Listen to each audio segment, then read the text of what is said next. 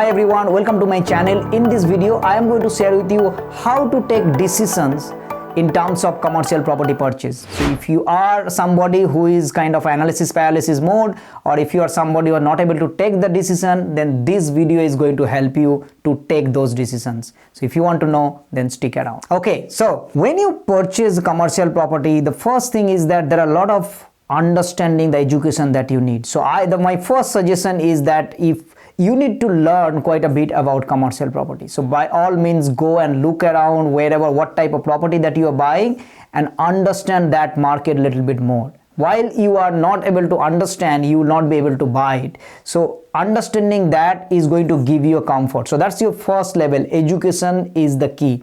Once you learn about commercial property a bit, and then it will actually help you to take the decision, because you want to take an informed decision. You don't want to take an uninformed decision. And that's what as we know that we are the buyer agents, and we always help our clients to help buying properties. And I always tell about the same thing, is that you have to learn so that we can talk on the same language. We can help you to buy properties that is according to your need. So for that, you need to understand and you need to learn. So that's the first thing, you need to learn. Once you learn, then what you can do is get all this understanding and put something what I call a decision matrix. What do you mean by decision matrix? The decision matrix will have certain parameters. Number one is that, okay, if I get this percentage of return, I will buy it.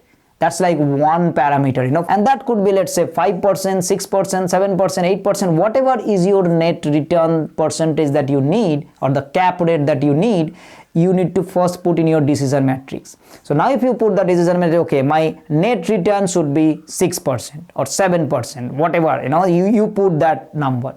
So then once, if it is not getting it, you are not buying it. So that's like a filtering. So because you will be getting a lot of properties as well in the market, but you need to filter it through. So your decision matrix will say, okay, this one is actually tick, or this one actually cross. If it is tick, then only you'll proceed to the next one. Okay.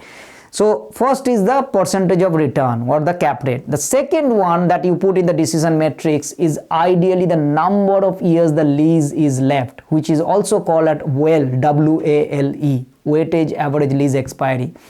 And if that could be, let's say, 2 years or 3 years, or you could put it like 4 years, 5 years, it's up to you what you want actually.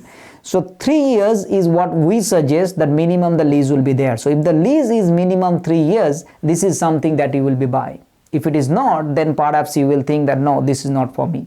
So that way, that would be the second parameter in the decision matrix, is how long the lease is left. Okay, that being said, now you put these two metrics. The third one that you can put is that what sector, what type of properties that you want to buy. Perhaps you like office space because it is neat and clean. Perhaps you like industrial because you believe that industrial is going to go and will be there forever. Perhaps you like medical because you have some sort of an understanding about the medical properties, or perhaps even specialized properties, such as, like, let's say, petrol station or child care, these kind of properties, like whatever that type of properties you want to buy, make that as kind of your decision matrix. So these are the parameters. So that means if the decision parameter is like, okay, I want only looking for industrial properties, any other type of properties that we are showing, or any other type of property that you see is like, no, I'm not buying this. So that way you can put and you can filter it through. And once you put all these things, and based on that also, then the next parameter is, let's say, your purchase price. You would be looking only for about $2 million properties, or below $2 million, or between $1 million to $2 million. There is no point, and that's your capacity. Let's say, you have some deposit or some equity from other properties, and you are looking for, let's say, $1 million property or $2 million property. There is no point of looking $5 million property, because this is just waste of time. Why would you even look? So in your decision matrix, as you put together all these parameters, then anything above that price or anything below that price, you're just filtering it out. You say, no, I'm not buying this. My focus is here. The reason behind is that a lot of people I have seen that they just say, tell me what to buy, or show me a deal. I said, okay, I can show you a $20 million deal, but you cannot buy it because you don't have that cash, you don't have that capacity to buy it. So you need to tell me what is your, based on this information, and accordingly we can find and we will provide those deals. So in your decision matrix, you put how much is the rent that you would like to collect, what's the lease that you want, what's the minimum amount of lease that you want, and what type of properties that you want, and what's the price point.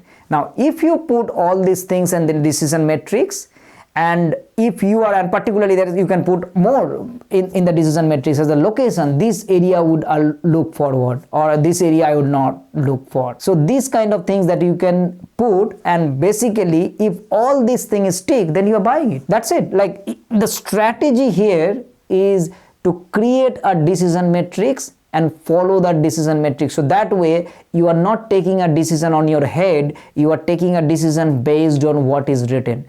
And I have seen that just by putting this, I can take this kind of decision much easier.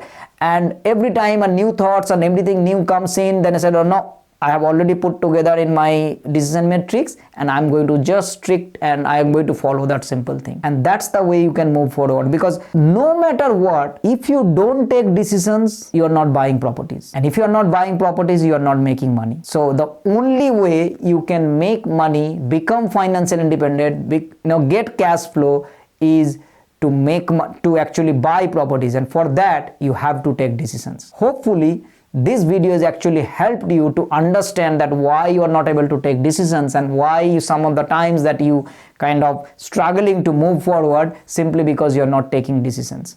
Now you would be able to do if you just follow simple 6 steps. Thank you so much for watching, and I will see you next time. Thank you. Bye.